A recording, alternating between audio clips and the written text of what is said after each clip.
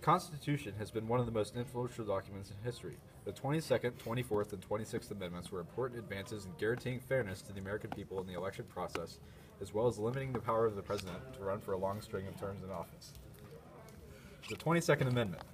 No person shall be elected to the office of President more than twice, and no person who has held the office of President or acted as President for more than 2 years of a term to which some other person was elected President shall be elected to the office of President more than once.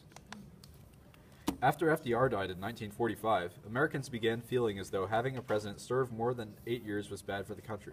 This feeling led to the 22nd Amendment, which was passed by Congress in 1947 and ratified by the states in 1951. Today's opposition can be seen with parties who would rather re-elect a successful president as opposed to nominating someone possibly less qualified.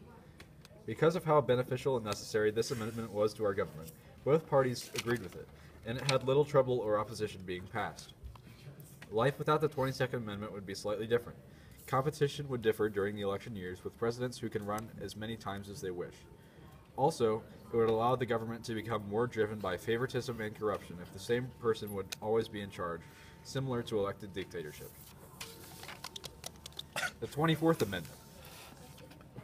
The right of citizens of the United States to vote in any primary or other election for president or vice president, or for senator or representative in Congress shall not be denied or abridged by the United States or by any state by reason of failure to pay a full tax or other tax.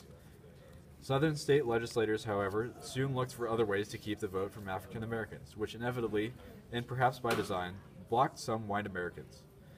In response, many state legislatures drew up grandfather clauses to ensure that non-African American constituents who were included in the voting process. The U.S. Supreme Court declared that grandfather clauses were unconstitutional in 1915 and again in 1939, but poll taxes had greater longevity and remained in effect until the era of the Civil Rights Movement. The 26th Amendment.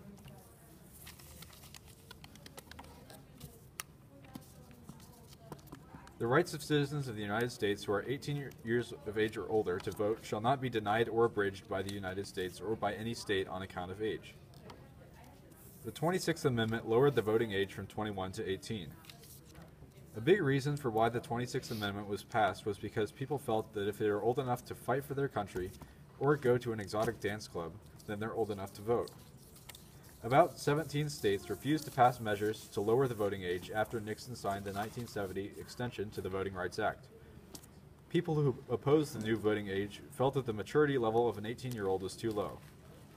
Life without the 26th Amendment would be drastically different, as we wouldn't be able to make a difference in the upcoming election by voting for president. And there you have it.